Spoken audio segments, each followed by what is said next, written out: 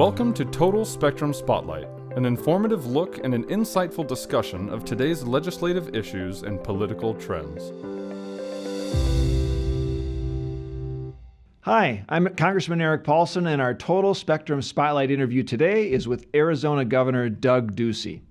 Now, while Arizona viewers are certainly familiar with the governor, others around the country would be interested to know that Governor Ducey was elected for 2 terms as governor after serving as state treasurer and CEO of the popular Cold Stone Creamery chain. Now, building on his business experience, Governor Ducey emphasized fiscal management, job growth, and lowering taxes each year while he was in office, while also leading a historic bipartisan initiative to enhance Arizona's schools.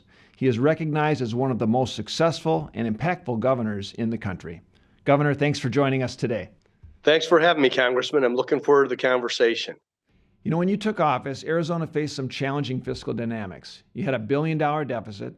The state didn't even own any of its own legislative buildings because they were leveraged for collateral. Today, you've got a significant state rainy day fund, record revenues coming in, even after you've been able to lower taxes each year. How did you do it? Well, thanks, Eric. And in hindsight, I actually think that $1 billion deficit in the first year was a blessing because we had to go through the budget page by page and line by line and really do what every family and small business has to do, make tough decisions, tighten our belt, focus what we were going to invest in. And we were able to cut $1 billion in that first year. And having come from the private sector, I knew that when you had this type of situation, you had to act with urgency and dig deep. And we did that. We had the shortest session in Arizona history that year. But I knew that our economy would heal and we would have additional dollars the following year. And if the economy didn't bounce back, we would be glad that we made the tough decisions in that first year. But thankfully, we started to grow. We had additional dollars, so we were able to start moving the agenda that I ran on forward. I had said that I would build a business. Now I wanted to shrink a government and grow an economy. So we wanted to kickstart the economy, and part of that is by lowering taxes, lightening regulations, and then pitching the state. I wanted to be the chief salesperson and spokesperson for the state. It's an incredible place to live. 70% of the adults that are here came from somewhere else, but we were known for construction and call centers, very good employment opportunities, but I didn't understand why we couldn't bring any company with any industry to our state. So I wanted to get in those meetings and start to sell Arizona. You know, so you were really planning for the future all during your tenure. You know, you should talk a little bit about the changes to your income tax you've seen in your tenure and this new 2.5% flat tax that I think kicks in January. What will this mean for Arizona? I ran on wanting to get our income tax as close to zero as possible. And at the time, it was at 4.5%. There was actually an out-of-state effort that happened during my time in office that could have brought the income tax to 8%. But working with the legislature, we were actually able to get our income tax down to 2.5%. So today, Arizona has the lowest flat tax in the nation at 2.5%. And we lowered or simplified taxes every year I was in office. The media gave me a lot of grief that I was running on getting the income tax as close to zero as possible, especially when I was coming into office with a $1 billion deficit. But I said it would need a plan. I would need a second term, and we'd need a growing economy. We were able to put all 3 of those forward, and today we enjoy the lowest flat tax in the nation. Wow, that's outstanding. You know, as we talk about how you've really enhanced the economy, you really have been able to diversify Arizona's economy, right? So it's not just reliant on mining and agriculture, but now it competes in a wide variety of sectors, correct? Well, many governors go over to Taiwan or Shanghai or Tokyo for economic development. I went to California. I went to Silicon Valley and I made the pitch that any of these cutting edge industries, high tech, high paying jobs would be better served in the state of Arizona with a much richer quality of life as well. And we've been able to achieve that. We just had the president of the United States in Arizona for the ribbon cutting for Taiwan Semiconductor, TSMC, which might be the most valuable and important company on the planet. And now these semiconductor chips are going to be not only American made, but made in Arizona. And we've done that with Lucid Motors, Nikola, Too Simple, Electromechanica, autonomous vehicles, battery manufacturers across the board, from our wonderful service sector and tourism industry, all the way to these high-tech, superior professions in terms of needing software engineers and some of the best graduates out of our local public universities. So it's a really exciting time. Arizona's got a lot of momentum and a lot of these mega projects in our pipeline. So I think we're going to be a great place to find a job and build a career for decades to come. Well, and as part of building careers, just as we switch topics, the investments you put into education are really unprecedented. You've done more than any governor in state history. Teachers got a boost in pay, there's more money in the classroom, and I think you just signed an education scholarship accounts bill. Talk a little bit about that and the value we'll see. Thank you. Arizona is the gold standard for educational freedom.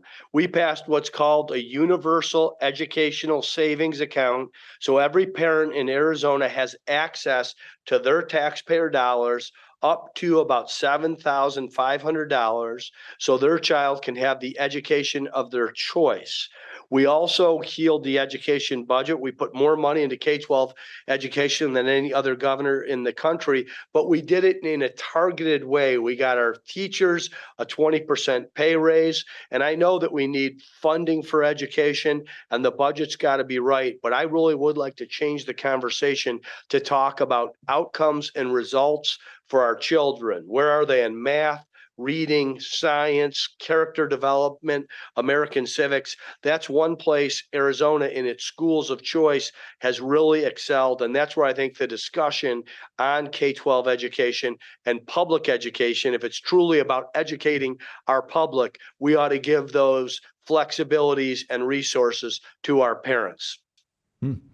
You're winding down now after 2 terms as governor because you're term limited. What's the biggest lesson that you walk away with after serving as governor? There's so many things I could touch on, but I do think having a plan and putting that plan as part of your campaign and making sure that you're in a place like Arizona. I thought we had such a wonderful place to live and we could aim higher, we could expect more. And I think that healthy dynamism among governors and among the states is where so many of our solutions can come from. I know that we do need Washington, D.C. and the Congress and the president, but I'd rather that they focus on fewer things and actually try to do them with excellence. Things like defending our nation and securing our border and reforming our immigration system and reforming our finances as well, so we have continued opportunity for people in our country. And then with the lion's share of the rest, push it back to the states. Louis Brandeis called the states laboratories of democracy, and let the governors compete. A good idea can be reapplied in other states. Bad ideas can stop after it's been tried in one place unsuccessfully. So I think that's really the best lesson. That's why I really embrace federalism, and I encourage our president and our members of Congress and the Senate to identify that as well as an opportunity for better governance and a true solving of problems in our nation. That's a really good outlook. I should just wrap up with asking you this. Your boys are out of school and now you're an empty nester. What's the future look like for Doug Ducey? What's next for you? Boy, these 8 years have really flown fast. If you look at that picture on Inauguration Day, our youngest son, he seemed like he was 3.5 feet tall, and now he's taller than both his brothers.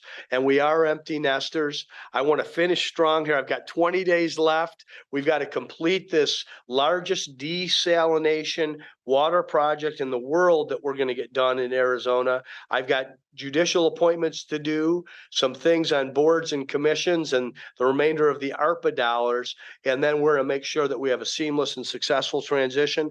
And after that, Eric, I'm not really sure. I'm going to take some time. I owe my wife a couple of nice trips, and then we're going to figure out what's next. Well, we certainly hope that your state and our country continue to enjoy some of your public service and some component in the future. But it's been wonderful to have a conversation with you today, and it's great to see you again. Thank you very much, Eric, and I hope to see you at a reunion someday very soon. Sounds good. And we look forward to seeing all of our viewers on the next Total Spectrum Spotlight. Thanks again for joining us. Thanks, Eric. Thank you for watching Total Spectrum Spotlight. For more information about Total Spectrum, please visit us at totalspectrumsga.com. Total Spectrum, strategies uniquely focused on your success.